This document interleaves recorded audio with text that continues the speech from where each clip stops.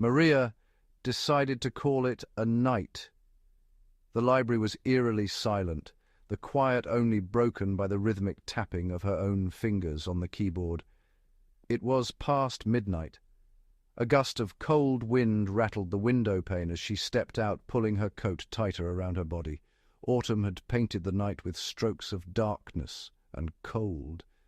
The streetlights cast a sinister orange glow on the deserted street, leaves swirling in the wind like ghostly apparitions. Maria quickened her pace, her breath forming mist in the air. The only sounds breaking the silence were her own footsteps echoing on the asphalt and the rustling of leaves. Each step brought her closer to her building, an imposing silhouette against the night sky.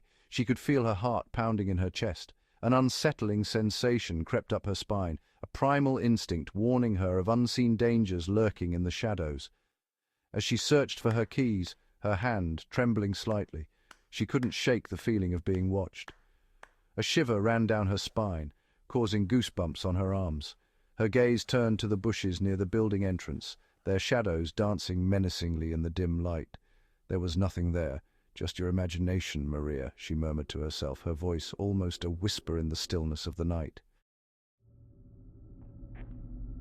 The hallway was shrouded in darkness, the only light bulb at the far end flickering menacingly. Maria felt a chill, the air dense with an abnormal stillness. It felt different, heavier, as if some invisible entity had decided to settle within its bounds.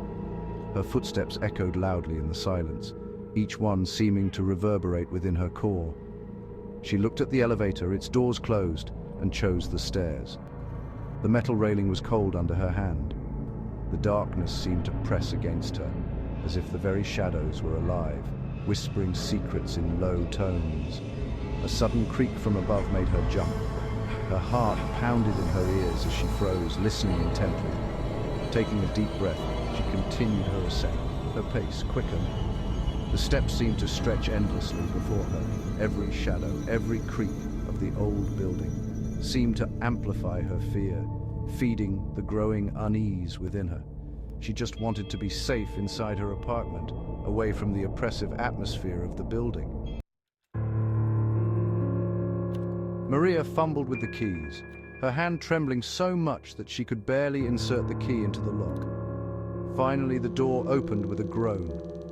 The apartment was dark and silent, but something felt off. The air was heavy and stagnant, carrying a faint, unfamiliar smell. She pressed the light switch, but nothing happened. Power outage? She wondered aloud, her voice trembling slightly. She entered, groping in the dark. As her eyes adjusted to the dim light, she noticed that the living room window was wide open, the curtains gently swaying in the night breeze. She clearly remembered closing it before leaving for the library. A cold draft snaked through the room, sending a shiver down her spine. Her heart pounded in her chest. Suddenly she heard a dull thud coming from her bedroom. Her blood ran cold. Fear, sharp and icy, coursed through her. Someone was inside her apartment. She froze, every muscle in her body tense, listening intently. The sound came again, a slow dragging noise, as if something heavy was being pulled across the floor. Maria's breath caught in her throat. She could hear her own pulse in the suffocating silence. Her hand trembled as she picked up the phone, the cold, smooth metal against her palm. The screen came to life, casting a sinister glow on her face. At that moment, the lights came back on, bathing the room in a familiar yet disturbing light. The sudden brightness blinded her momentarily. "Hello? Is anyone there?" she called out, her voice a trembling whisper, barely audible above the sound of her own irregular breathing. There was no response, just the echo of her own voice bouncing off the walls. She moved slowly towards the bedroom, the phone firmly gripped in her hand, ready to call for help. As she reached for the doorknob, a cold hand gripped her shoulder.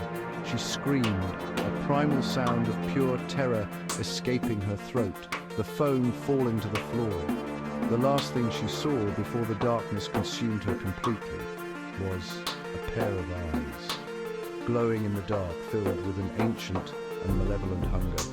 The police found the apartment empty the next day, the door wide open. The only sign of Maria's presence was a single photograph lying on the floor, face down. It showed a shadowy figure standing in the corner of the room and scribbled on the back a message: she should have stayed in the light.